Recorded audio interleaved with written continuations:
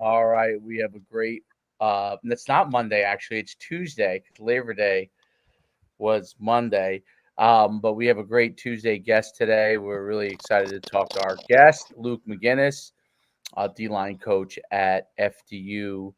I now see it says FDU Florham. I thought it was FDU Madison, but I guess maybe they changed it. Florham's a little more. Well, no, they're both uppity up. They're both uppity. So, but I guess they call it FDU Florham now.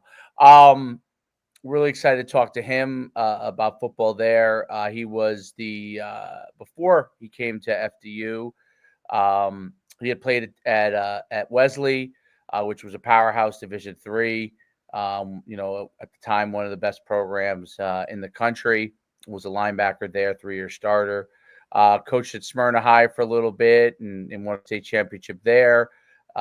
Came back to Jersey. It was a head coach at Whitney Park for a couple of years there, and then came over and started coaching in college at FDU Florham, and was tight ends coach. Is now the D-line coach, and was I think linebackers coach too at one point there as well. So he's really done some great things. Was a fantastic player himself out of Warren Hills High School, and so we're excited to really have him on today. It's great to have you, Coach. Yeah, thanks, Dave. Really appreciate it. Happy to be on here. Derek called me up. I said, yeah, man, I'd be happy to jump on with you guys. Awesome. You guys also have the one of the biggest summertime showcases in the country now with that showcase you guys run every single year for all the recruits, which is crazy. And FDU's been a rising program, and it really has grown in the last, I would say, 10 years tremendously from a football program standpoint. Facilities continue to improve. It's a beautiful area over there. My father lives in Florham Park, so I'm pretty familiar. Yeah, absolutely beautiful area. A bunch of little colleges over there as well, and the Jets practice facilities right down the block, and so you can't really beat that as far as from an atmosphere standpoint. Now I noticed over there across from the Jets facility, they built like all these, I guess it's condos or townhouses. So that whole area is like continuing to grow. So it's really great to have you on. I touched on your career. If you'd like to really just kind of go into depth, kind of playing wise and coaching wise, and how you really got to the point now with FDU. Yeah. So started out playing high school ball at Warren Hills High School. People think I'm from this area. Not that I don't want to like tag myself in this area, but I like to represent, where I'm from in Warren County. Went to Warren Hills. I was a Blue Streak. My dad was my coach. He was my defensive coordinator, which was really cool. I played middle linebacker there. So it was funny, him and I, and then eventually we coached together at Whitney Park. He was my defensive coordinator, and that was something that I loved, and I'm really blessed that we had that opportunity to coach together. But yeah, no, he would signal in the defense to me, playing middle linebacker. We have a running joke in our family. I would always go like this because the call wasn't going in fast enough, and he would always like yell at me. He's like, calm down. I got to see it. I got to see it first before I send him the call. So really good career there. Had a lot of fun there. Eventually went on to Wesley College. Played there from 2011 to 2014. Played middle linebacker there started there for 3 years, and we made 2 Final Fours, 2 Elite Eights, and really blessed to have the opportunity from Coach Strass, and then Coach Azanese, who is actually the head football coach at Alvernia University now. He recruited me to Wesley, so really blessed for that opportunity that he gave me playing at Wesley. Again, really, really.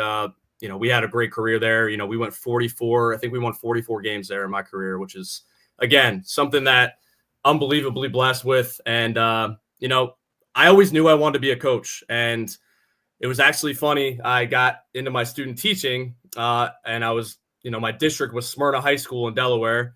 And the head coach there at the time, he is a Wesley grad. And he called me up. He was going to be my co-op teacher. And he's like, hey, man, you're going to coach with us. Sounds good. And yeah, sounds good. So, he didn't really give me a choice, jokingly, but, really blessed to coach under Mike Judy. He's done a phenomenal job there in Smyrna High School. That was my first coaching job, and we won a state championship. So I'll never forget. We got off the field after that. Hey man, he's like, hey man, it's gonna be hard to go up from here. First year coaching, you won a state championship. Yeah. And then I knew I wanted to get back to get my grad degree. So I was looking at graduate assistant jobs, and FDU Florham had popped up, and I was like, man, this is a really good opportunity to come back home. And that was around 2016. I made the jump, and Brian Serace gave me the opportunity to be in a GA. And my first year I was the tight ends coach. And then I got elevated as a graduate assistant to special teams coordinator. So that was a lot. And, he definitely believed in me. So I appreciate him for that. And, he gave me some other titles, outside linebackers coach. And then also I was the in-season recruiting coordinator. So was at my 2 years there at FDU, and then, had a year, got back into high school. I was the defense coordinator at Glen Ridge High School under Steve Trevino. Really fortunate for his opportunity to give me a coordinator job at the high school level. And then I got a different teaching job, went off to Bernard's High School, worked for John Simino for 3 years, and I was the defense coordinator there. And Sim is one of my best friends. I mean, he's taught me so much. When I eventually took over Whippany Park, there were a lot of things that I learned from Bernard's, with me to that program, because he just taught me a lot of, kind of how to block out the noise as a head coach, and then also just program wise, how to invest in the weight room. I've always been a weight room guy. I've always believed in that, and I know you guys have been at the high school level. A lot of high school teams, there's no coincidence that they invest in the weight room. So took a lot of things from Bernard's, to Whippany eventually, but I was there for 3 years. Had the opportunity to go to Caldwell High School for a year. I got a teaching job in that district, and we won a state championship there. I was the O-line coach. So thankful for Todd Romano giving me a chance. I was coaching O-line. I had never coached O-line before, but he knew I was a smart enough coach to figure it out. And, that was a really, really good team that I was a part of.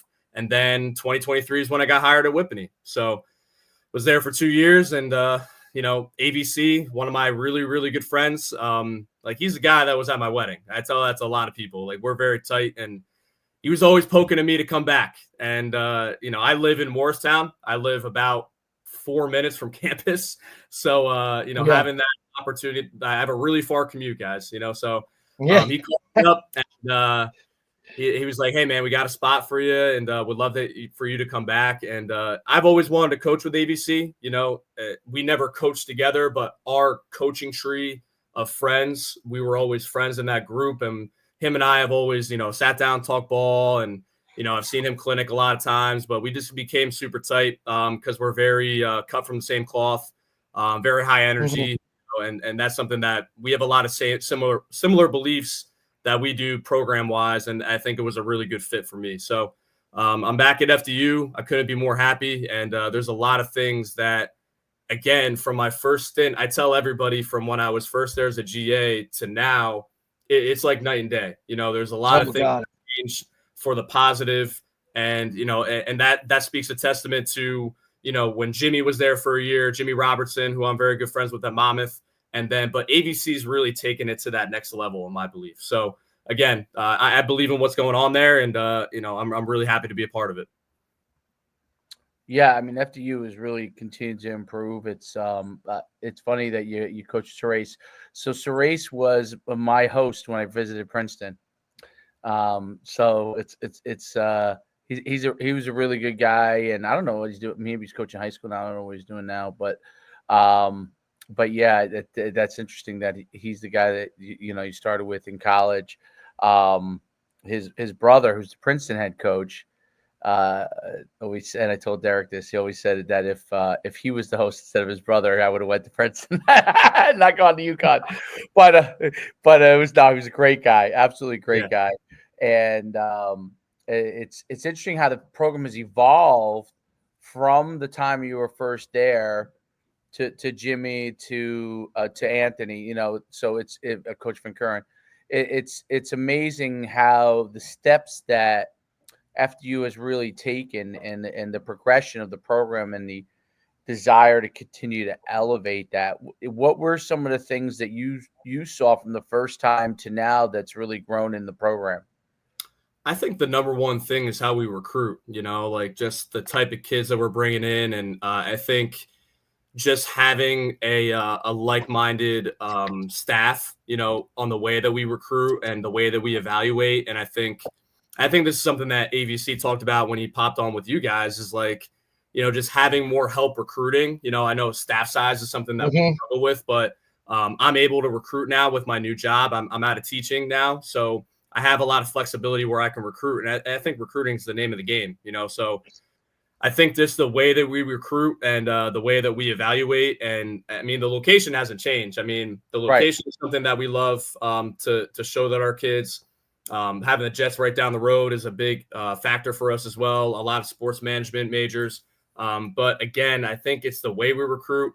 The difference that I've seen from when I was first there to now is that the factor of the transfer portal, and that's something that you guys are very aware of. Like, that's something that I never had to navigate when I was a GA, when I was recruiting. So I think that's a big factor in, because, the Division Ones get their pick of of their guys, and then it goes down and it trickles down all the way to Division III. And, with the roster, sizes now at the Division I level, it's just having a huge effect on that. And, but yeah, I think it's just the way we recruit as a staff, and just we got I think we rebranded, like, this is a different logo too, like just like little things like that.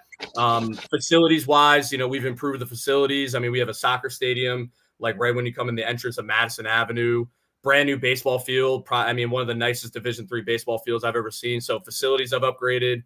But again, it's a Vanderbilt estate. It's something that you can sell to parents and kids. And I think that's a huge factor, but it's just the way we recruit and how we evaluate. And I think that correlates right to the relationships we have with the coaches, because our goal recruiting wise is make sure that we hit every single high school in New Jersey. And when we have those relationships, even if they have kids or not that year, we're going to be able to get better talent to come in because we have the relationship with the coach. And I think we're being a little more selective on not just making sure we have, really good football talent, but also good people. So, and that's something that AVC, I think, has changed, especially when he's come in to take over the program. I think that's an important part. Those important steps. I'm sure too. You getting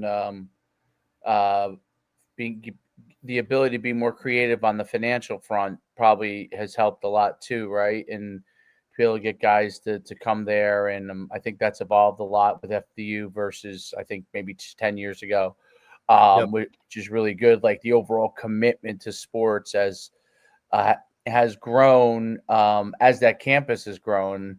It's funny because 20 years ago, and Derek, you correct me if I'm wrong, I don't even really remember FDU Florham Park. I don't know if maybe they did have football. I don't know. But like, I remember when Serace took over, and then I remember obviously with Jimmy, and then at ABC, how it's continued to evolve from that standpoint. It's a tremendous, in a short time, really, in the history of football, it's a very short time period of how much it's really grown a lot. So it's a tribute to the coach and the commitment of the administration. I think how 100%. I think how we package now, it's completely different. The shift. I remember when I was like GA and then I was recruiting kids, and then they would come back with their package, and I'm like, there's no way you're like, you're like, how am I going to sell this? The number and taking my recruiting hat off, like, during that time, I'm like, I can't blame the kid for not wanting to come here, with absolutely. So I think the packages now, we are able to package so much better now. Right. I think that's a big part of it, and it's definitely a lot. And when you go on the campus, it's a really nice campus. So once you get that, and you get a decent package. Now it's in the mix with because even though you don't play all of those schools, you still are competing with the NJAC schools for players, and you're still competing with some of the Eastern PA schools for players. So it's the kind of thing where those packages allows you to do some really cool things, and you're offering something different from that standpoint. Talk about how the because I'm curious how the transfer portal does it become a positive thing for you guys? Is it a non-factor? What is the situation with that for you? Well, I think the biggest thing is like kind of what I said before, recruiting wise. Like we want to make sure that we're at every high school, whether it's twice a year, one time in the spring, one time in the winter. I think the biggest thing though with the transfer portal, that and our ABC handles most of the transfer portal work, but Okay. the thing that we really look at is, if when we're talking to them and, if we're talking to a transfer portal kid, I think if we find it that they're a good fit for our program, because, there's always a reason why, somebody's transferring. If you can find that out, quicker, and then you can dissect that a little bit, and then you can really evaluate, is this going to be a good fit for our kid in the program? Again, we don't live in the transfer portal. We do have some kids that come in a little bit, but again, it's not something that we live in. There's a lot of schools out there that live in the transfer portal. There's a lot of schools that don't. I think Right. we dabble with it a little bit, and I think it's just finding the right fit, for our program, standard wise, so I think that's the one thing we really look for transfer portal wise. That makes sense. I think too, Luke, the relationships that you create initially being in everyone's schools, if now you don't get that kid and he goes off somewhere else. Exactly. Now, if he's looking to transfer back, there's a direct correlation as in like, hey, I really don't know how to navigate. I don't want to be here anymore.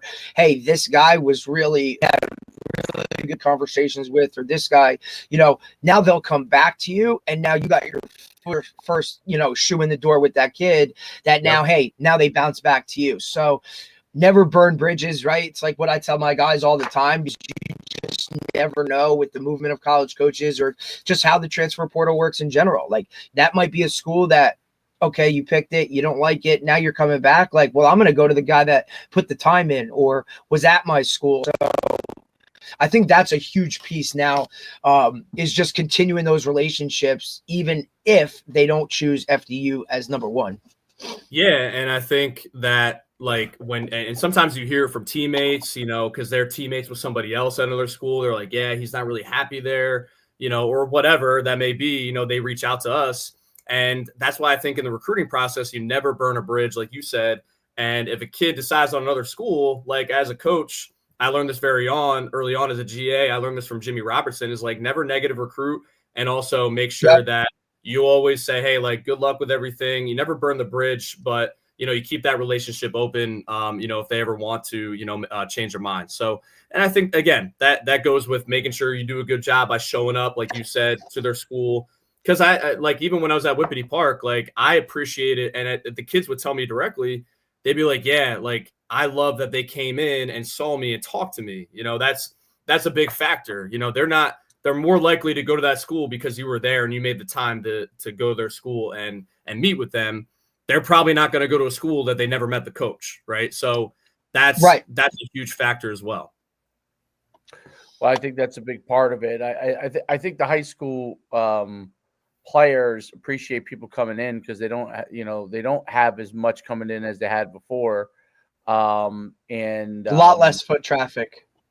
Yep. Yeah.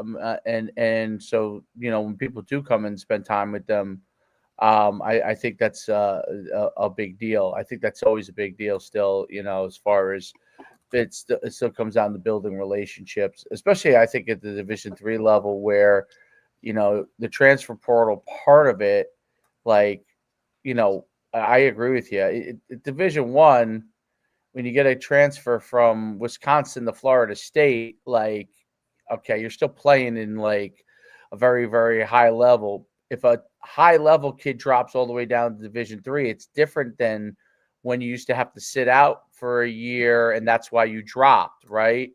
If someone's dropping down to Division III and they're a Division I player, you really have to investigate why are they coming all the way here, because they could just go laterally now without a penalty. So you want to know, like, what's the reasoning that so it's probably much more difficult. Now, Division II to Division III or Division III lateral, like a good player, maybe that's different. But or maybe even FCS might be, but anyone that drops a level, you have to, it really seems like you'd have to investigate why, because you can go lateral with no penalty, right? So, you always have to ask why are you coming to this level? Okay, is it to get more playing time? Is it, hopefully something. Well, and I think also, like, there's a lot of kids that just want to come home. They want to come back to Jersey, right? They think the grass is greener on the other side. They just want to come back to Jersey, right? Like, I was a kid, I wanted to get out of New Jersey.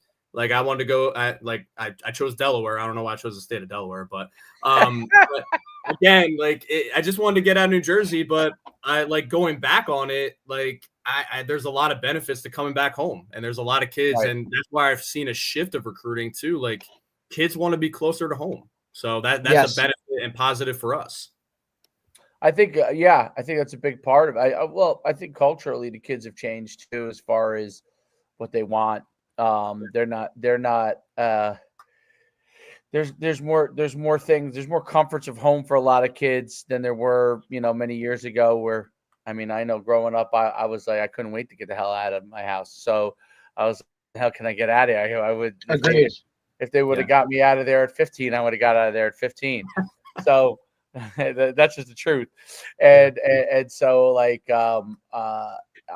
now the homes are a little more comfortable for a lot of people. You didn't have to find entertainment. Entertainment comes to you. So that could work as a real positive from a recruiting standpoint to keep guys at home. And I think that's really cool. I'm curious. I'm curious from an academic standpoint. I don't know a ton about FDU academically. Like, what are some of the things that that the school has done really to continue to improve the academic part of it? And because it seems like it's become a more and more an appealing school in general, not just from a sports standpoint, but a more and more appealing school. When I was growing up, the only FDU I knew was the FDU in Teaneck. And right? Is that the because you were Bergen County though, right? So I knew it was Florham Park, right? So that was it. Dirk? Did you know Florham Park when you were growing up? Yeah. Always, because that was because Morris County, that's the campus I knew, right? And we played Madison on our football schedule every year, so drove by it every time we went to play Madison.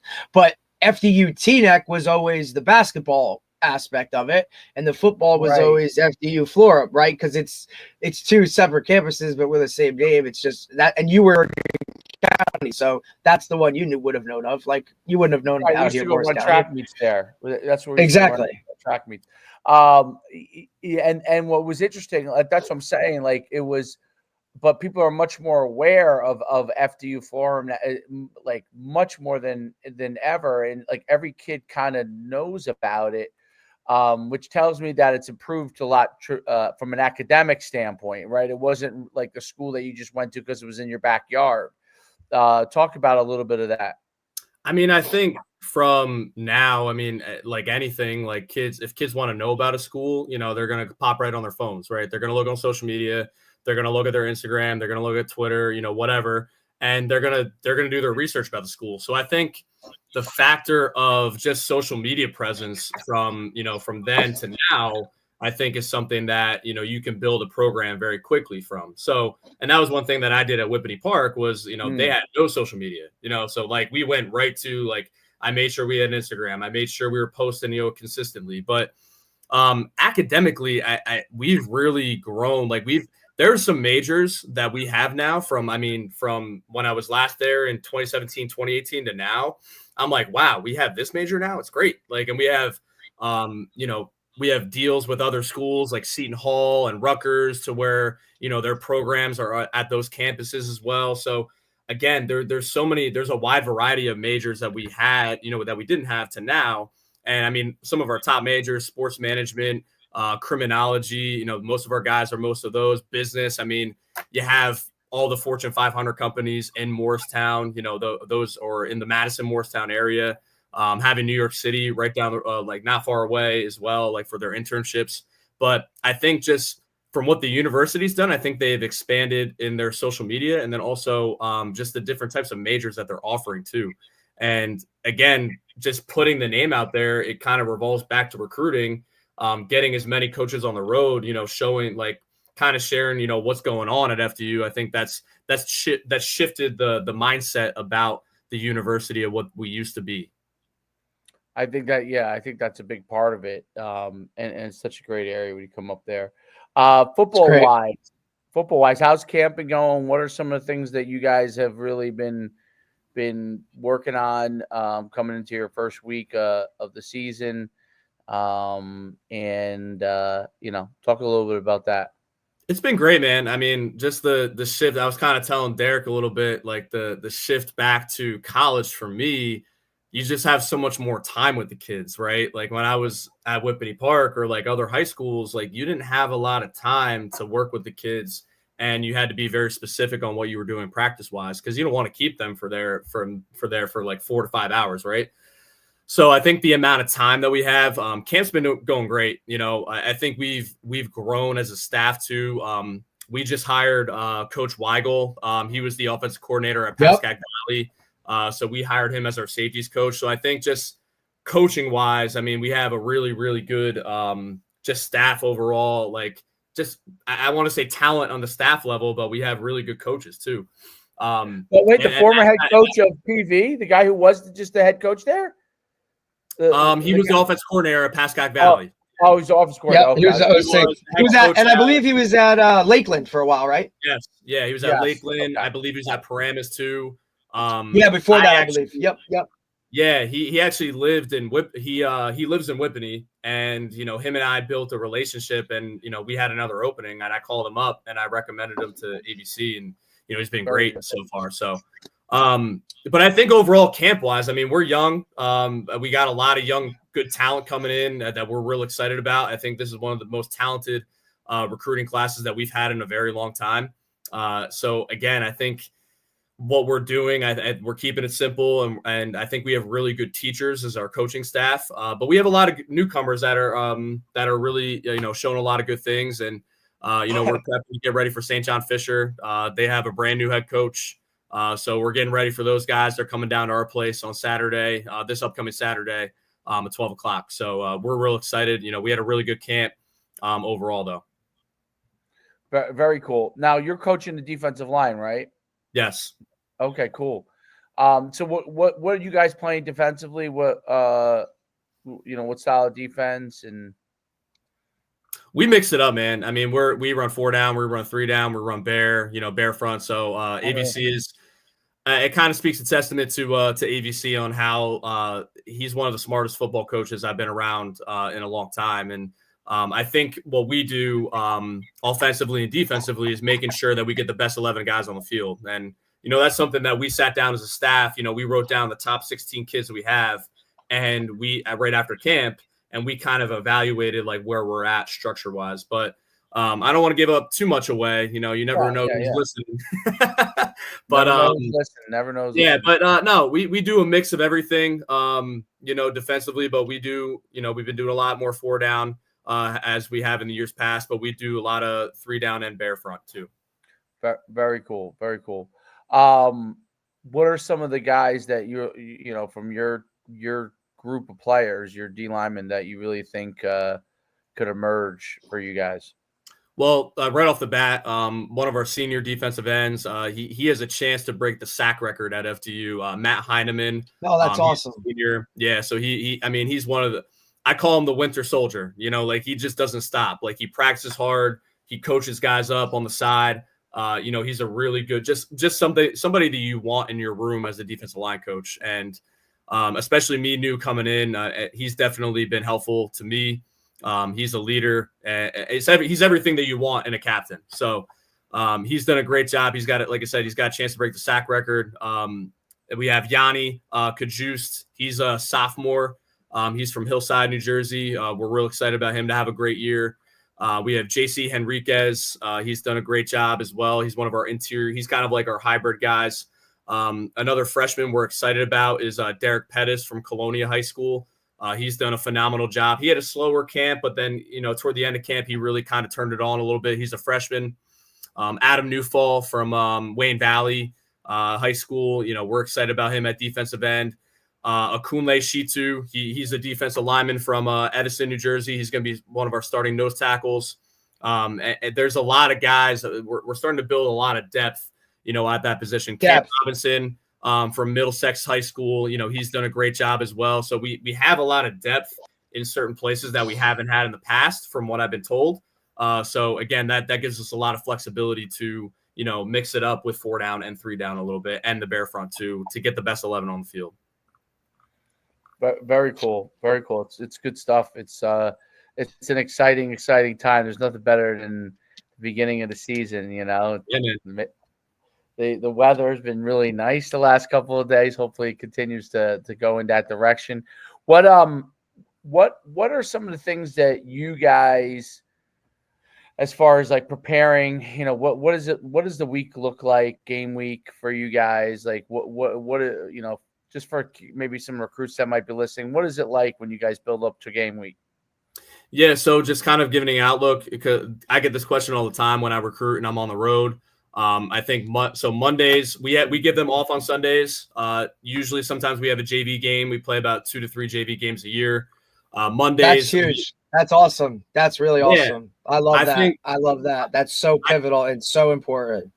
I think JV games, honestly, it helps you develop kids. And I think that was one thing I harped on when I was at Whippany Park, was making sure that we had enough JV games. I was always looking for extra JV games, because that's how kids develop in real life game situations. And I can see who can kind of, turn it on when the lights come on, if that makes sense, so. But it's also in college, right? Like all of these guys that are coming in were, top guys on their team. They've never not played. So now all of a sudden you come into freshman year in college and you're on the scout team every day, and it's practice without that game reward at the end of the week.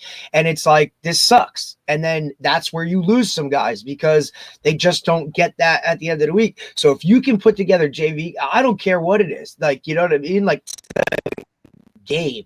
And now if you can go and do that, even if it's 2-3 times a week, like irregardless of what it is, like it is just such, to me, savoring for a program, or some of those young guys that maybe are just holding on. Now you get to go play a game, dude. Like, hey, we got a JV game this week. Like, you get to go play, because they're just not used to being scout team. That some guys can't just, you know what I mean? Like, they need that game, that reward at the end of the week or whenever it is, to go and do that. So I love that, but I know it's really hard to find.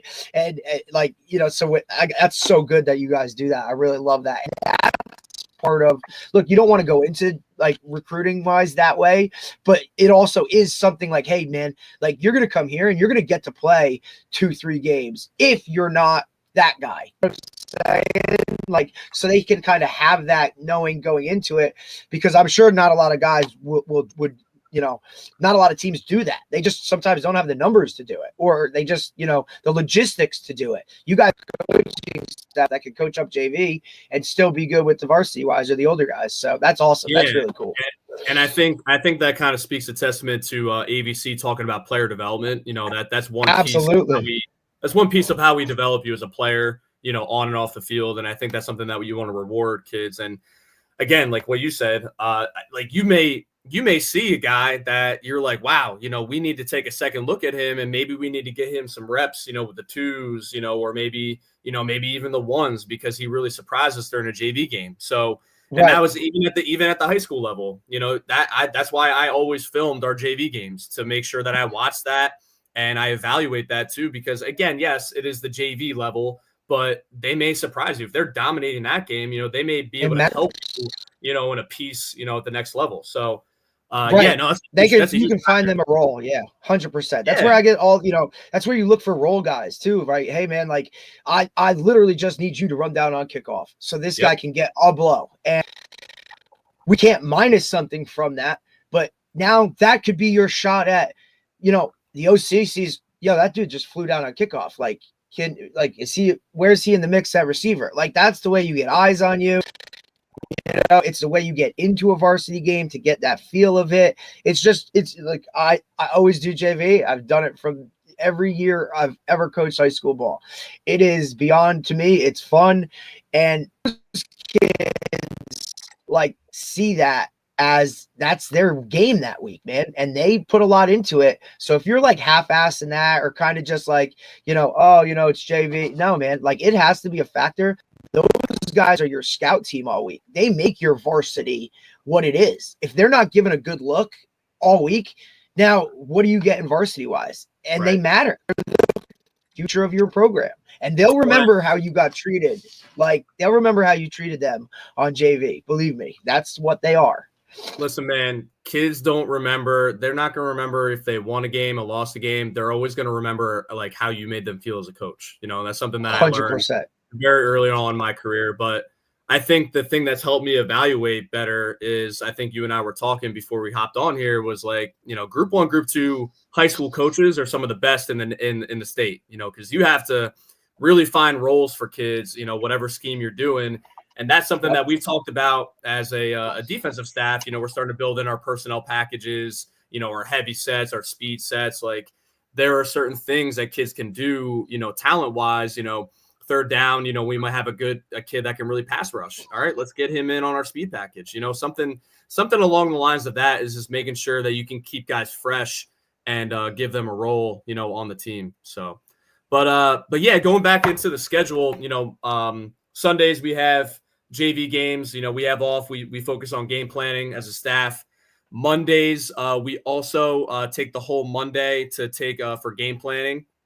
And then I believe that we lift on those Mondays. Sometimes we don't, but we usually focus on making sure that they, Mondays are really making sure that they focus on their classes. They get the week schedule right away. Tuesdays, we practice in the afternoons, 2:30 to 5. There will be a game plan meeting at some point during that Tuesday. Wednesdays, we practice in the mornings from 7:30 to 10. So we switch it up a little bit. That's interesting. Yeah, just because we have some guys that have different class schedules. So sometimes they're leaving early, they're coming late, so that's another battle that we face. It's just from the college level, because class schedules kind of, mess things up sometimes. But Thursdays, we have afternoon practice again, 2:30 to 4:30, 5, and then meetings to follow, all those days. And then Fridays, we actually do a morning walkthrough. And I love that we do this. We do it from 7 o'clock to 8:30 so that they have the whole rest of the day, the Friday, to do what they need to do class schedule wise. And they have like a full 24 hours to rest before, we actually go into a game on Saturday. And then we also use Fridays for travel days. And then Saturdays usually, of course, when our game is. So very cool. I was just looking at your guys' staff. You have a lot of guys that were former high school coaches, that are on there. A lot of names I knew. But is Coach Tafaro still your guys' OC? Yeah, Mike Tafaro is he's our offensive coordinator. He has the best gig in America, maybe. Head golf coach and offensive coordinator. Yeah, man. That is the greatest gig I think I've ever seen. He's always got his golf putter at his desk. Oh, so it's awesome. But funny story about Coach Tafaro and him and I actually realized about maybe a month ago that him and I played against each other in high school, because he played at Scotch Plains, I played at Warren Hills, and him and I were kind of like chopping it up and talking about that. And I went back to the archives and I found a picture of Coach Tafaro playing defensive line, and I'm playing tight end, and we see him in the background, all that. We're like, wow, we played against each other for 2 years. So it's just a full. Isn't that funny? Isn't that hilarious? How you start going through it, dude, and you're looking and like, I do it all. It happens to me all the time, especially because, I went to Butler and then I went to Montclair State. So now it's, just the network from Montclair State within it, and then who we played all Jersey Cat. So if I wasn't on the team with somebody, I definitely played against you. And then it's just, and then the coaching world, how that network is. So then it's, oh, well, you played here and then you played that guy. It's so funny. Like, dude, the coaching fraternity is one of the best fraternities in the whole world, man. It's awesome. So yeah, we were talking about that a little bit, and I always bust his chops at you Warren never Hills. give up that gig. That's gig ever, dude. That's so awesome. He gets to like go watch his golfers play, and then that's such a cool gig. That's like It's wild. It goes, that's one of the things that at Division III, you have an opportunity to do something like that. That obviously, if you're a Division I, Well, I'll tell you what's crazy too is you kind of see it, Dave.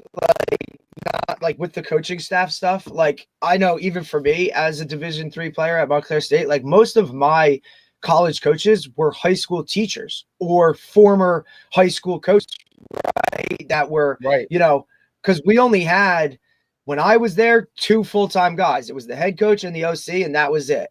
The third, the DC was as much of a full-time guy as he could in terms of like had an office, would come in after school. He would do stuff like, supervisions for basketball games or whatever. Like he was on campus as much as possible and visible, but you needed something like full-time as a player. There was 2 guys in that office and that was it. Right.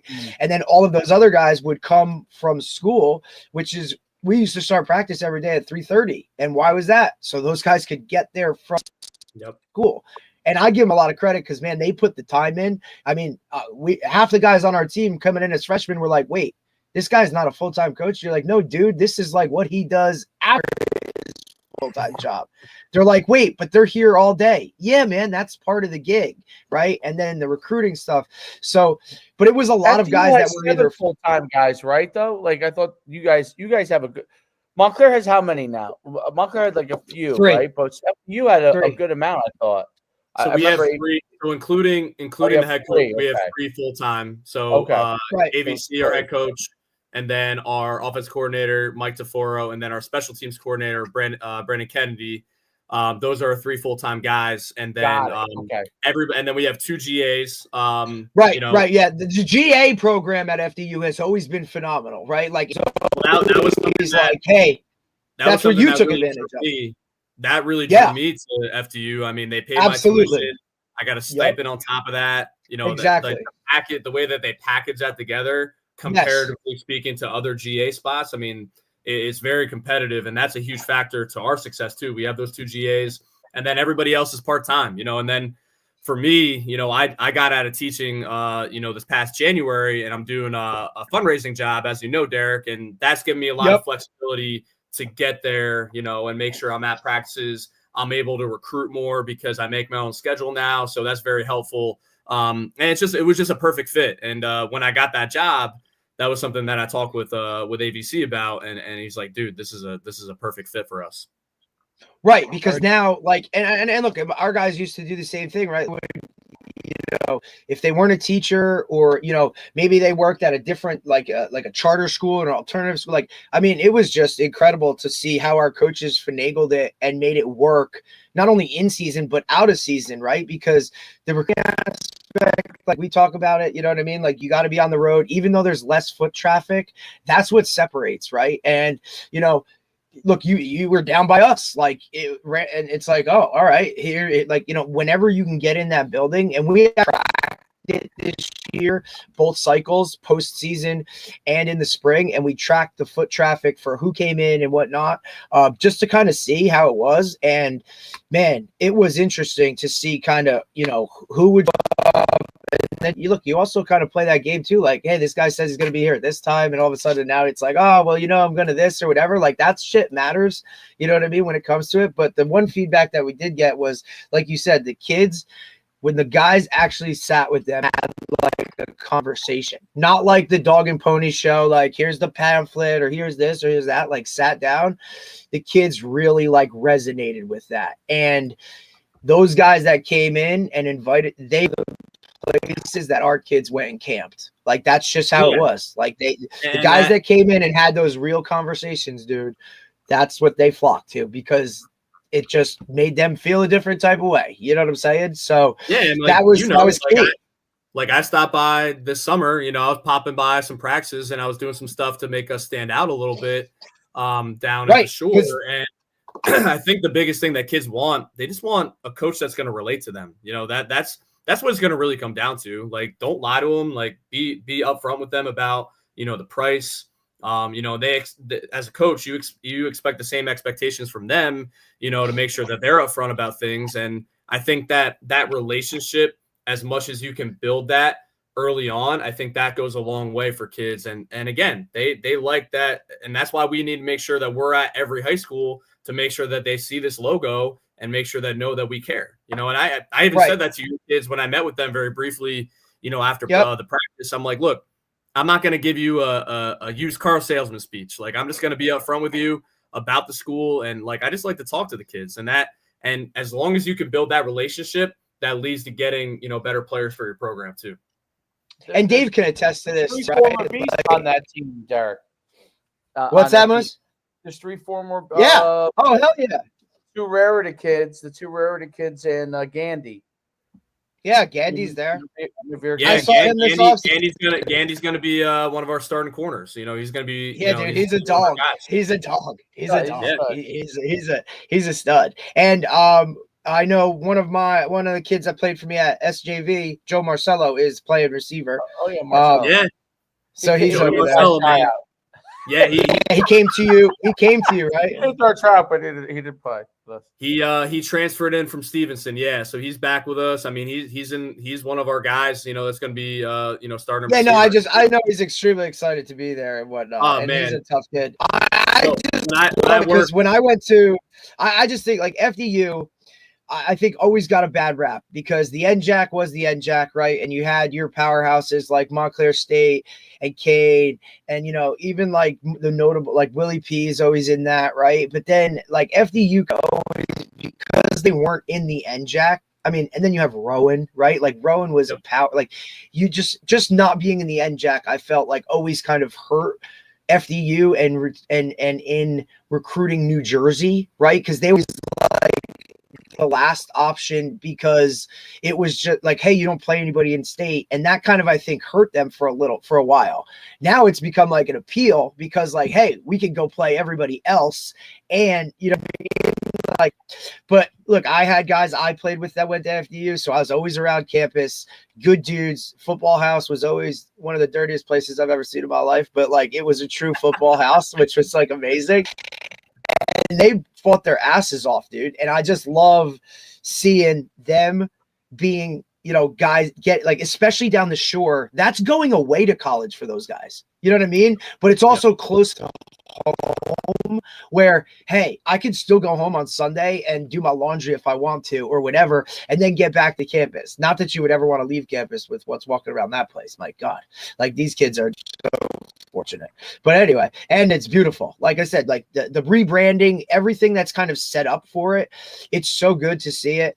And it's just an option for guys. It's another option to go play college football at a high level. Compete, and it's run the right way. So I love it. I think it's awesome. A lot of guys I don't know if the kids even on your roster right now understand the coaching they're getting, because you have so many guys. Like hiring a guy like Weigel, who's been a head coach in high school, like can now the attention to detail from that head coaching mindset. You know what I mean? Like that's just different. That's different across the board.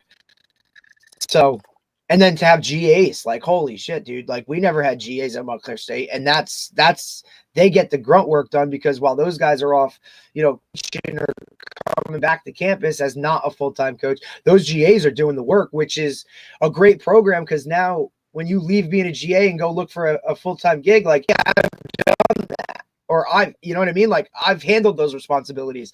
I've had to manage a room for whatever it is. Like that stuff's big. Yep. And again, it's looking back at when I was first there to now, like, I mean, we've been in 3 bowl games the last 4 years. We've won 2 of them, and that's something that we're trying to take the next step to get to the national playoff. Like that's something that was never a conversation, even when I was first there. We were working, our tails off, but like it just wasn't. We didn't have the guys to do it, and I think that's something that, again, it just speaks a testament to the staff that we have, and we're going in the right direction in a lot of factors, in a lot of ways, and you're getting a high quality education, man. Like you're getting. That's literally what I was just gonna say. I would probably say we're the highest academic school in the MAC if you kind of look at it across the board. at all the teams, those Pennsylvania schools, and then Stevenson's in there. But, as far as academics goes in the MAC, I mean, I think we're, if not top, without a doubt. So without a doubt. And look, we always knew it wasn't going to take like a lot, you know what I'm saying, to make it happen. Like, and now you just a little, like, some success, guys, like, like, give me a reason to go to FDU, right? Like, that's really what it comes to, because look, once you get them on campus, and Dave, we talk about this all the time with guys. It's like, hey, get guys on campus. That is a win, right? Like, that's the first part of it. Once they get to campus and mom sees all those freaking Vanderbilt buildings, it's like, all right, here we go. Well, right? even my first stint there, that was, if I got a kid on campus, I knew that our percentage went up, and again, now how we're different, like, we're very selective on who we're bringing to campus now, because those guys, they've applied, those guys have shown a lot of interest in the school, and, we feel like they're a guy that we want, we're going to talk to them about the next steps on, after they get accepted and, moving forward with that, and they'll sit down one-on-one with ABC. So again, if you get invited to campus, if you get invited to a game, and it's not just like, hey, just an invite, like, no, this is like a real deal, right? That's how the shift has changed. Like, we're very, very selective. And I mean, going into this next class, we're not going to be bringing in as many guys as we did this year. We're going to be even more. You don't have to. Because of who we have and, the talent we have. And I would say we're probably going to bring in a class of maybe 35 this upcoming year, and that's right. And that we're going to, that all depends, but that's where we're projecting our roster of where we're going to bring in next year. Right. And I think that correlates to making sure that, and that's why you saw me on the road in the spring, getting ahead and making sure that we get on guys earlier, because then, and honestly, I think that's such a really good move, not only for like the visibility aspect, but like, dude, you're going to get more from doing that and going out and seeing, like, now you can actually see it. It's not just off of film or a conversation, dude. Like, you're there. Like, that's why this whole, like, with the whole spring, that's why Division III can one up other people, because those windows of when you can go see, like, those rules are very open about it, right? Like, it's just, you can go and you can see guys, and that's why the and you guys running the mega camp, right? Even though it wasn't on campus this year, because you're getting a new field, but look, one hand washes the other. You get a new field, like bone air. So you just hold it. And Dave, we talk that mega camp. There's not like one guy that we talk to that it's not like talking about the mega camp, right? Like, there's just so many, like, every kid is just, it's a staple now. I mean, and then, so for your name to be like the stamp on that, like, now people have to ask, what's FDU all about? Or is this an option for me? And then when it comes down to like academic wise, like, what are we talking about, dude? Like, nobody's going to attest to that. Going back to talking about, like, getting kids on campus, like, that gets about 700 kids on campus, right? Whatever the number is, mega camp. And it's like, whoa, wait a minute. Like, I'm coming here for this school that's on the flyer, but why not FDU? Like, coach, what are we talking about here? Not on purpose, but they may get lost. They see the mansion, and they're like, "Oh my gosh, what is this?" And then they drive around, and they find mom sees that, and they kind of get a little tour, on that. So again, not on purpose, but they see campus, and it's like, wow. Again, they start to consider it as an option too. Absolutely. Is Smoke still with you guys? He is, yeah, man. He, unfortunately did not get picked back by Philadelphia, but he's back with us. It's funny, him and I actually have a very good, relationship, because at my first stint at FDU, I recruited one of his running backs, Al Nazir Blackman, who ended up having a great career at FDU. He ended up having, a great career there. He also qualified for our EOF program, and he basically got school for free. And Smoke called me up. I always tell him the story. I was at a Fenway Red Sox game, and he called me up, and he's like, "Yo, man, I got a guy that's he's gonna want to play late." And I got right on the phone. Like, I stopped what I was doing, and I started making phone calls and all that, and it worked out. And Al and I have a good. I still talk to Al today, but Smoke and I, that's when we started that friendship, and now being able to coach with him. It's an unbelievable opportunity. He brings such a, an in-depth, part of knowledge too. Oh man. Absolutely. Like, yeah, because he hits on a lot of things that a lot of guys really haven't And been the in that world. relationships he has with kids too.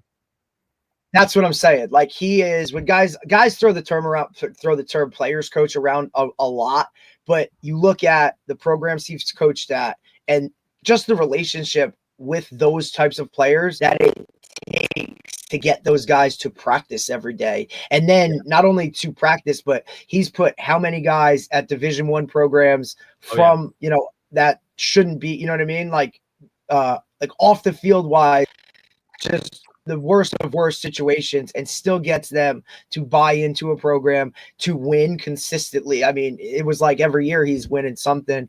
What a great asset to have, not only on the field with his knowledge, but like off the field as well. And like you said, those relationships, like that's what recruiting comes down to. It comes down to networking, relationships, and just being, transparent. And Dave can attest to it. We talk to a lot of guys, and we see a ton of ways to be done. But and especially over the last, I mean, recruiting changed what, Dave? The last 2 years, it's really kind of just been like a whole different level of craziness when it comes to NIL and transfer portal. I mean, we talk about it all. It's like, where does Division III go within this? Like, is it going to be the trickle down effect? Are guys going to shoot for, like, we see guys now like aiming for that, right? Like, hey, this is where I'll go. And then if I'm good enough, I'll transfer up, right? So we see it kind of switch and change a little bit where, all right, I'm going to go here for 2 years and then I'll go this way. And we've seen Division III coaches straight up come out and say, I embrace that because I know I'm going to get a kid who's coming in with a fire under his ass, already pissed off. He's going to give me a great 2 years. Good, man. I will. That is a highlight for my program, right? Almost like, hey, I'm putting guys at the next so you can do that. Come here and do that. So it's really a change because it's obviously not the mindset that we got recruited under, right? Like, we were and that's where we were going and that's where we were staying unless shit hit the fan. And especially with Dave too, because Dave got recruited all over the country, right? And then ultimately made his decision to go to UConn. But we've had the conversation like, Dave, if this was now and then, would you have left UConn? Like, because he's got position changed and all kinds of stuff. Like, we've had that conversation and it's like, hey, maybe, like, who knows, right? Because he had options all over. He just chose UConn because that's where he wanted to go. So it's just really interesting how that stuff all factors into it, especially today's day and age. Yeah, no doubt. And like I said, a kid at the high school level or the college level can see if you're being authentic or if you're being, they see right through the bullshit, buddy. They see right through the bullshit. Yeah, I mean, they can see it. They can see if you're being real, if you're coaching, and investing in them, or if you're just trying to, use something for yourself. And that's something that I think I've learned in my career, is making sure that, kids can see it. And it's not going to be the same way to show a kid that you're being authentic. Like, it's going to be different. You don't coach, you may coach kids differently, depending on how they receive feedback. And I think that's something that when you are trying to be authentic to kids, I think it's the same way. So, right. There's no doubt about it. It's being authentic is the key part to being able to get players to, they know that you love them, then they're going to be willing to fight for you. And if they know that you care about you, that you care about them, then they're going to be willing to go through a wall for you. And I think that's a big deal. That goes all the way from high school youth to college. You know what I mean? Pros might be a little bit different because they're grown men with the children and families, but you still have to be authentic with them. You know what I mean? They're going to be quicker to sense the bullshit than anybody. So, oh man, they do. And I like that. They call you out on it too, right? Like, and then, for the most part, they get traded to the Packers. Anyway, but listen, but you're still getting how many millions, Cowboys right? fan. But it turns out, by the way, that Michael. It's okay, Dave. It's gonna be okay, buddy. It's gonna be okay. It turns out that Michael Parsons has draft picks. They're gonna get Arch Manning with issue. those draft picks, buddy. They're gonna get Arch Manning. I know. With those draft picks. Picks. That's what Jerry Jones thinks. But Michael Parsons, it turns out, has a. Yeah, what do you mean? They're talking about they're going to shoot it up. They're going to shoot it up for week one. Get every week. Listen, buddy, if that guy does that, run. are you crazy? I don't know. Look, we digress here, but that's absolutely insane. If you're willing to allow your however $100 million whatever his freaking contract, like one of the best players in the league, if you're already going into a season saying, "Hey, it's week one, it's a bad issue." Dave, you can attest more than anybody to what back issues do to you fucking long term. Dave's had more discs freaking slipped, sucked out. I don't even know, right? Like, that's a different thing. And now you're going to go into game one being like, "Hey, buddy." Like, Luke, you played linebacker. Dude, what are we talking about here, bro? I've been there. Dave, I don't know. What are we talking about? I'm okay. I've had I had to sit out a year in college because I had a herniated disc. This is the 90s before they really knew that you could rehab it. They used to be a death knell to your career, but I came back. I played for 2 years after that and had no problems. But I always do have to I always have to make sure I exercise, take care of myself. I have an inversion table, by the way, as a fellow linebacker. The inversion table is unbelievable. I've never heard of that. Dave, but no, it isn't. Like you go turns you upside down, buddy. Look it up, Luke. It's unbelievable for your spine. Listen, Dave, I try to snatching. Yeah, I know. But in 10 years, dude, he's gonna need it. His freak of nature is still like, look, and I know your wife is a competitor too. Like, these two are still like, Saturday morning, Dave, we're going to Dunkin' Donuts. I was like that till 40. Then 40, this guy's fucking snatching. Change what I did. I had to change what I did when 40 hit. And now that I'm 51. You're hyping me up too much, Derek. But I try to stay in shape as much as I can, but like those injuries kind of linger. Like I still feel it. Like I have a laundry list of injuries, man. So the fact that we all do, buddy. No, really, man. Like I have my hip, my shoulder, my fingers, my thumbs, like I've had a handful of concussions. Like, so I've been there, so I get it. And amazingly, that was the one thing I just believe Michael Parsons is gonna do that. Yeah, that's crazy. You did. Amazingly, I avoided concussions. I don't know how. Yeah. I don't know how, as a fullback, you never got one. I never, I don't know. Maybe now some of the things when you I'm sure we had a couple more. I know I had a couple more on my. But I never had I never technically officially ever had a concussion, which is amazing. I don't. That's just luck. That's just pure luck.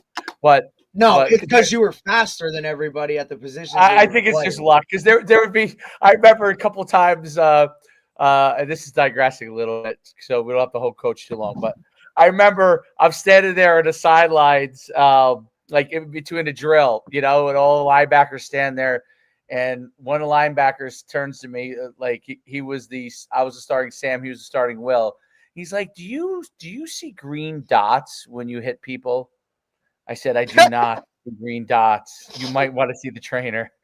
I said, "I don't see a trainer right now. I don't have any problem when I hit somebody." He's like, "I see green dots every time I hit somebody." I'm like, You're like, buddy, I think that might be a little bit of a problem. A year later, I think he was out of football because of concussions. But he didn't know. He didn't know he was having concussions. Yeah, of course, he was playing right through it. Look, I know a couple times that I got my bell rung, and listen, that bell was ringing. That's for sure. But then again, I wouldn't change it for anything. I would never change it. I would all again if I could. I try and tell my guys all the time. They do a great job. The training staff. I have to say that's one of the good things about all the information now is that they do a great job of. I mean, they could be overly cautious. Medicine world, but in the long run, it's probably good for the players. So that's the thing. The sports medicine world, Dave. I think with the advances in that, and obviously, you can see it across the board.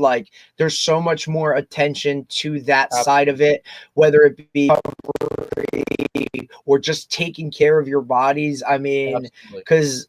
Just the entire focus of it, the head stuff, and obviously the advancement within equipment itself, right?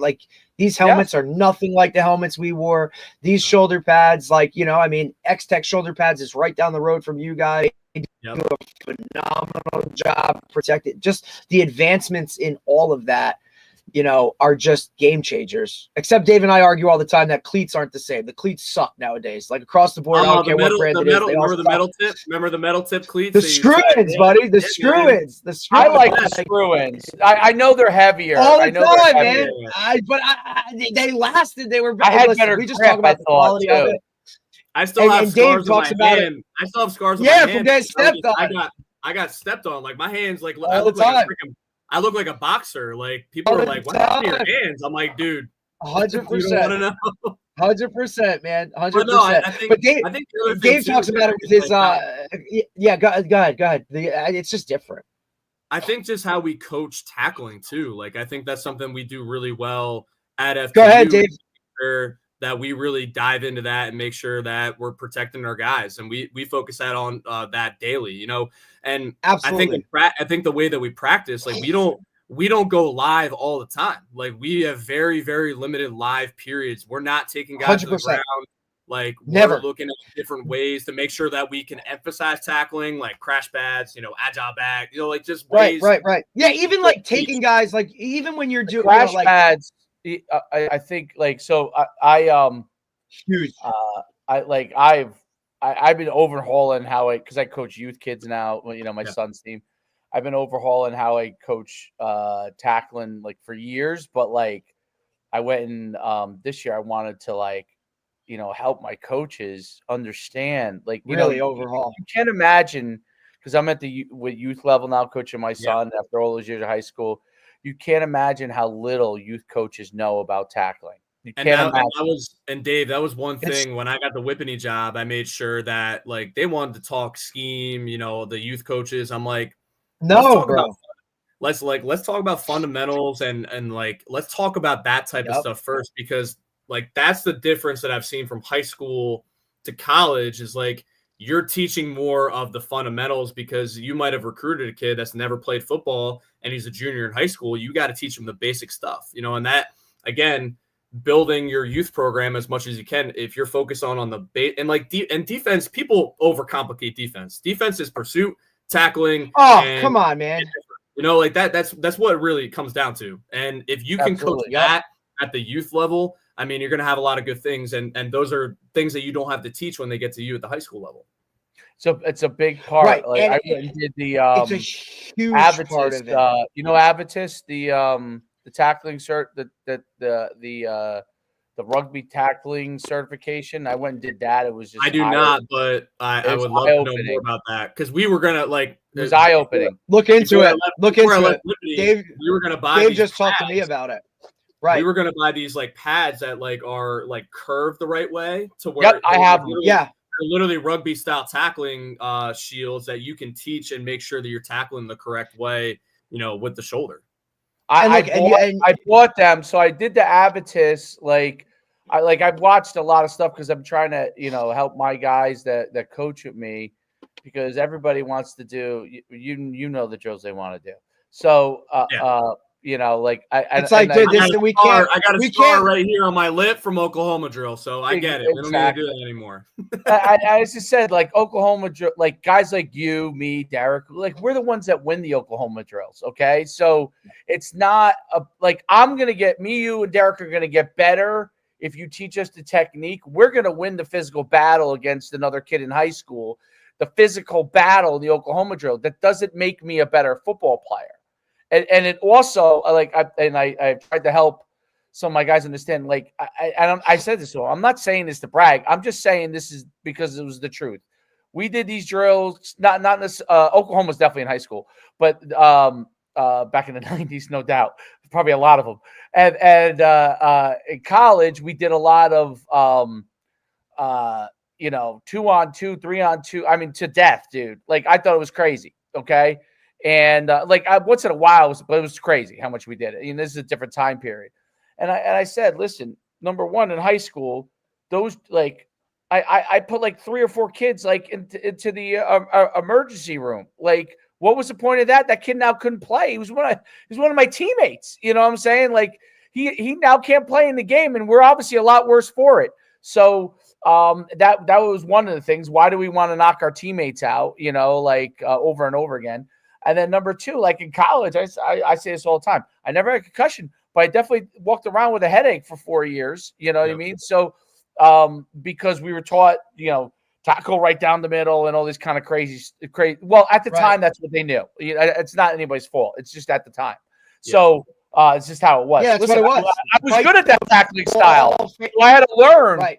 I was good. Like, I loved it. Like, the people, we teach now one way go, and we don't want them to get more, want to go to the hip and all that kind of stuff. But, like, I loved being in front of the guy, and he had a two-way good go. I was athletic enough that I would wrap you up. I mean, it helped me get a better tackle, like a loss. But the style now, it's really about keeping your head out of it, like near foot, near hip, near shoulder. And honestly, what I've seen from it is it makes them really efficient in tackling, much more efficient, much less to learn.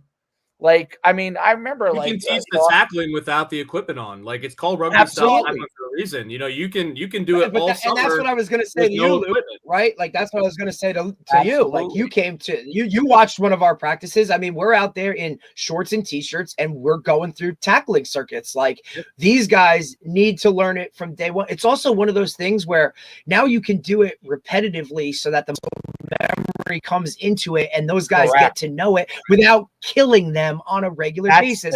Well, and especially with the rules now for how much you can hit during practice, like we really have taken a focus this year, and obviously since I've been, because our head coach does a phenomenal job of attention to detail stuff, is that we've literally implemented, like, we want to learn how to practice the right way. Right. Yep. And it's not about like when you see guys on the ground, that's not the practice, right? Like, how do you practice with a high level of efficiency? And that's, kind of what we've said to our guys. Like, look, when you guys can get to this level where we're practicing at a fast-paced, high level, flying around, and nobody's on the ground, that's when we'll be, you know what I mean? Like, that's take that next step.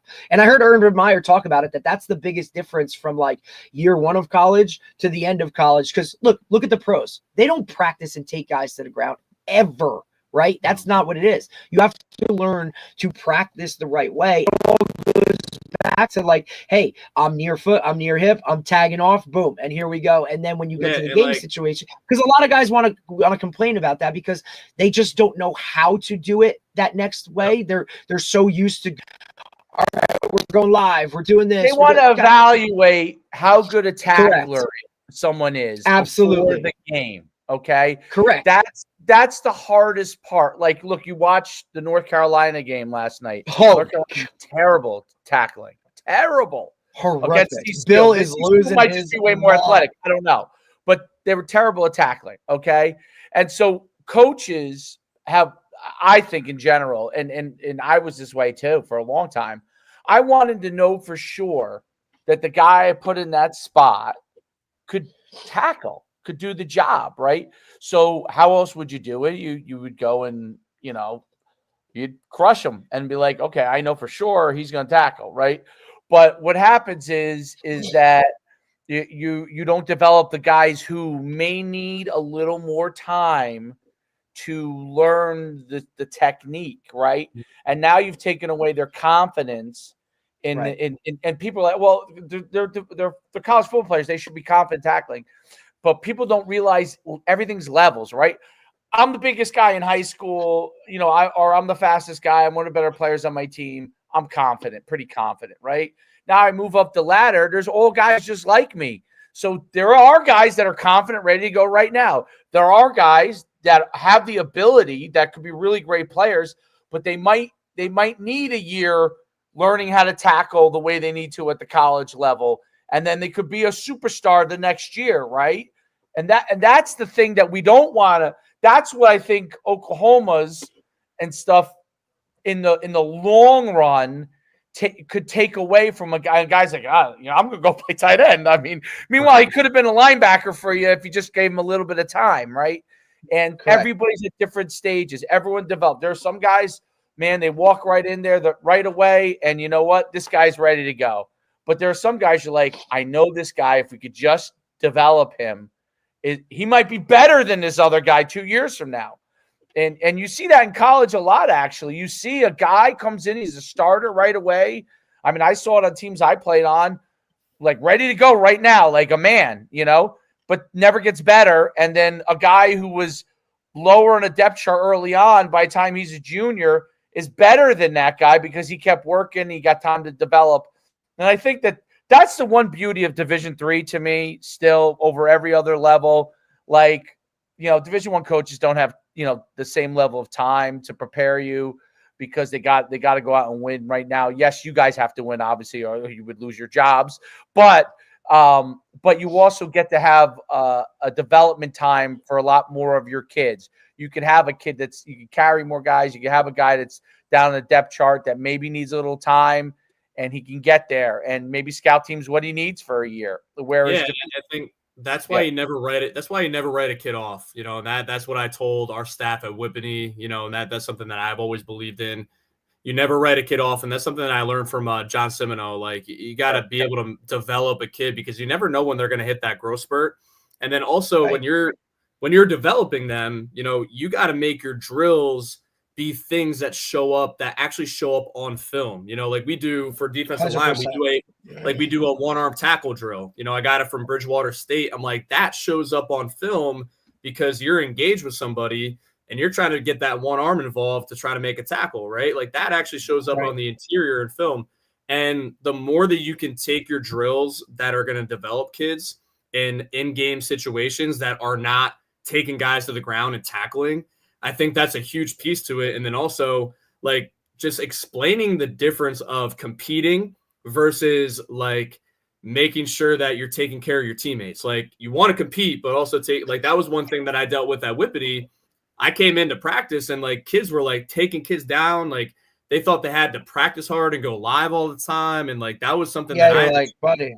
Culturally wise, I was like, man, like, guys, there are ways. Like, they didn't have tackling wheels. They didn't have any type of stuff that I had to get from year 1 to year 2 because, again, they didn't invest in that and making sure that you went live. I think they went live all the time. That was what I was told by other kids. Which is crazy as a even think that like that would even be in the cards. Like, that's insane. You know what I mean? Because we talked about it pre-show. Like, one bad, you lose one kid, it's over, buddy. Like, and look, Dave went to and your scout team is horrible. Not because they're not going to be better. They're usually freshmen, right, at Group 1. So your scout team is like freshmen and some sophomores. You got 17, 18-year-olds that flip to the other side of the ball because they're playing Ironman football in Group 1 for the most part. And half line, like, you know what I mean? Like, you're doing all kinds of crazy shit. You're beating up a freshman, a sophomore that you're going to need 2 years from now. And when guys do that, they wonder why, I don't have that many kids in my next class. Like, because that's what – I always say when you see the seesaw and guys who were great, like, that were great at this. Nymphius was really great at this. DJ's awesome, man.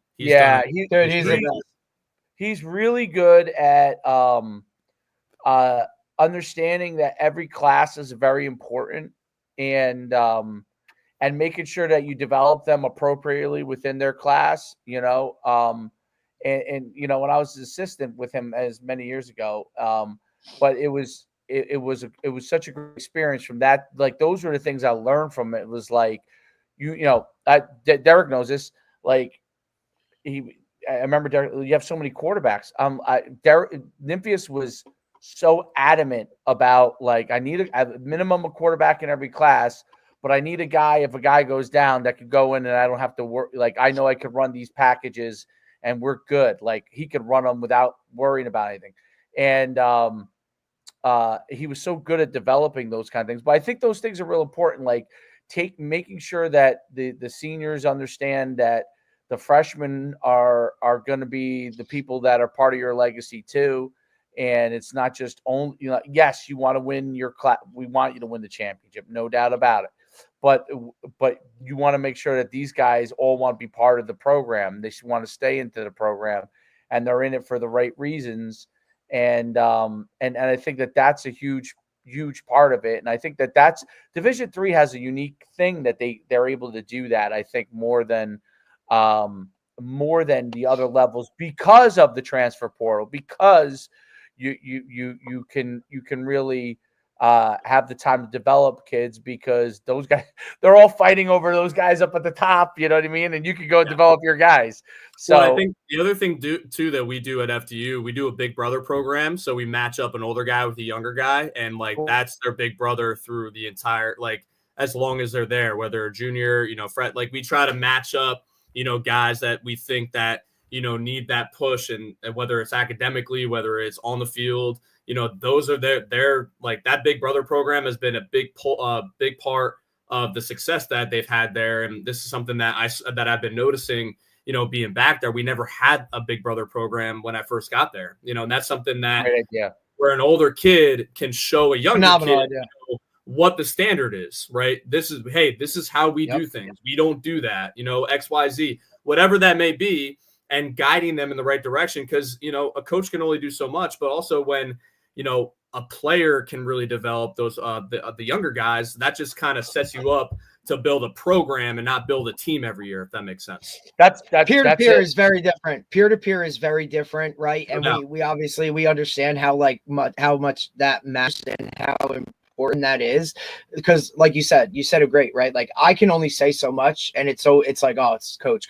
Like, best teams, good teams are led by coaches. The best teams are led by players, right? When that locker room and just that guy that every day, he's going through it with you, says something to you, it just hits different, right? Like, it's just how it works. When those guys can take control of it, like you said, your senior D lineman who's about to break the sack record, he's out there telling guys what to do. He's one of those guys. 100%. He speaks up. And then Ginnica, he's a linebacker from Union High School. I mean, he's another guy. Two of those guys, they speak. Everybody's not talking; they're listening, right? And that's something that, again, we look for guys, and that's something that I find out from other coaches. Like, when I'm recruiting a guy, if they're not a good leader, if they're not a good teammate, like, that's the type of stuff that I personally look for when I recruit. Because if I'm going to bring in a talented kid, but he doesn't fit our standard or our program of what we've been building, then it's not going to be a good fit. And that's something that I ask every single head coach, if I have time after I meet with kids, like, how are they as a person? How are they as a teammate? And those are big factors that I write down, because I take notes when I meet with kids, and making sure that they're a good fit for you. No doubt about it. No doubt. Coach, it's been phenomenal having you on. Good luck in the first week of the season. Go get them. And, we're really rooting for you guys. You guys are doing a great job, and we look forward to seeing a W coming up this week, and go get it done and have a great week of practice. And we'll see you real soon, Coach.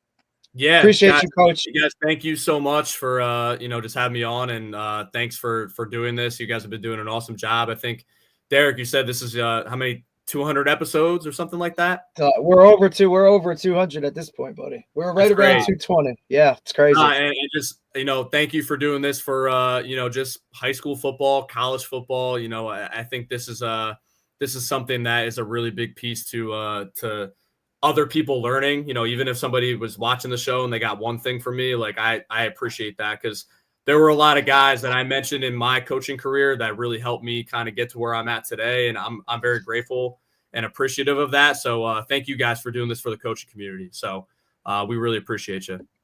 Absolutely. Thanks, man. We'll talk soon, buddy. Have a great week. Guys. Have a good one. All right. All right. Go get him.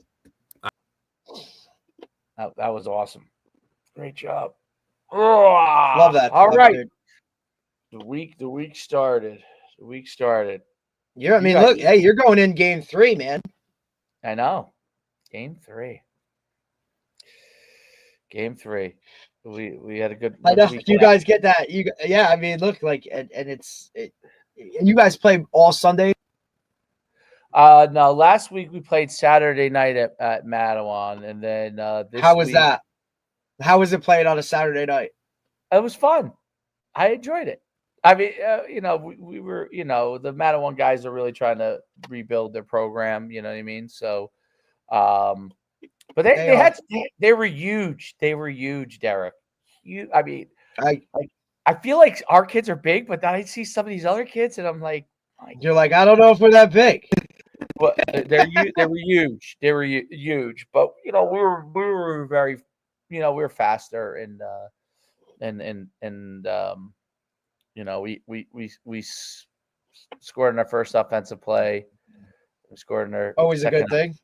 Scored in our second offensive play, and then we caused 2 fumbles that we took to the house. That was in the first period. That was in the first period. Go.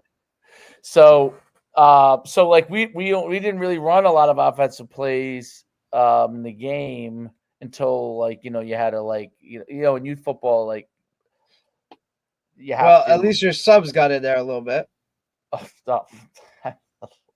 little. This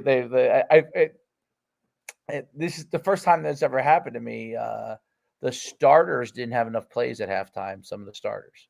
Oh shit. Yes. So I was trying to explain to the referee that like I have to put some of these kids back in because they don't have in order for them to get their plays. They get enough plays. They played like my offensive lineman had played like I have 3 groups so in offense. So the first offensive line group had only played like 3 or 4 plays on offense. So damn. And they were subs on defense. So got it. Trying to rotate it all around, and then, but yeah, so they did very well. They did very well. I learned a lot of things this week. I told them week 1 to week 2 is the most important week. That's the biggest week. If you take week 1 to week 2 and you learn from week 1 and translate into week 2, then you can build from there, and then the rest of the season is going to have a good chance to be successful. So if you make those improvements, absolutely, you have to though. Like those are key, man. That's the most. It doesn't necessarily have to translate. In this case, it did translate into a win, but it doesn't necessarily have to translate into a win. It has to translate into much improved from week 1 to week 2. That's the case. 100%. And that's the trap of obviously winning. If you do win in week 1, that's a trap too. That's like because you got to make sure you make those improvements. You can't go in like just feeling like, oh, we're the greatest ever, right?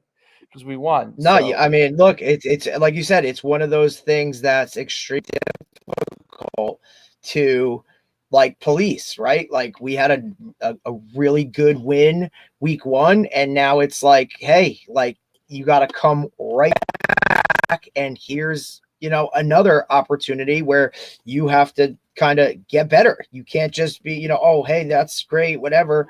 Like it don't work like that, dude. Like, you know what I mean? Like you got to put, if not, you got to be even more attention to detail oriented and ready to go because, they're coming off this week 2. This team's coming off a loss, and you know what I mean? Like, and they're not happy about it. So you got to kind of get your, you got to dial it up, and those are where you can start to separate like the good teams from the okay teams. You know what I mean? Like if that makes sense, where it's like, hey, we really got to get our because dude, this is what we're talking about here. So no doubt about it. All right. We're back tomorrow. No, Thursday. Tomorrow. Yeah. No, tomorrow we're back. We have our first ever bowling and golf head coach from Kittleon High School. Guys won more titles as a bowling and a golf coach at Group 1 Kittleon High School, who actually left football to do this, years ago. So I really want to get him on. Dude, great guy within the community and everything like that. But I'm really excited to talk to him about, how he develops that culture that's, kind of not like all the time. No doubt about it. That's cool. That'll be interesting. I'm telling you, dude, he's the man. He's awesome. That'll be cool. Very cool. All right. Until next time. Tomorrow.